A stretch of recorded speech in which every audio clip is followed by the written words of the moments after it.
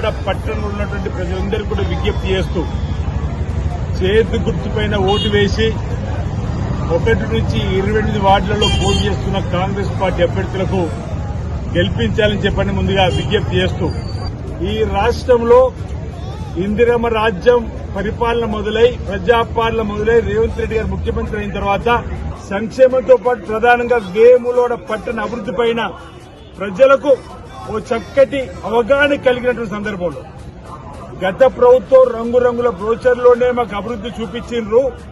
రంగురంగుల వీడియోలను అభివృద్ది చూపించిండ్రు. కానీ మీరు ఈరోజు క్షేత్ర స్థాయిలో మా కండ్ల ముందే కనిపిస్తున్న అభివృద్దిని చూస్తున్నాం. రాజన్న ఆలయ అభివృద్ది కానీ, వేములవాడ సుదీర్ఘకాలంగా ఎదురు చూస్తున్న 3వ బ్రిడ్జే కానీ, 50 సంవత్సరాలు ఎదురు చూస్తున్నటువంటి రోడ్డు వెడల్పే కానీ, మురుగు నీరు మూలవాగులో కలవకుండా పైప్ లైన్ ద్వారా నిర్మాణం చేస్తున్నటువంటివి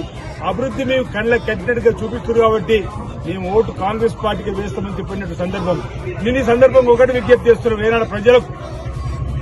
మీ అమూల్యమైన ఓటును ప్రభుత్వంలో ఉన్నటువంటి కాంగ్రెస్ పార్టీ అభ్యర్థులకు వేసి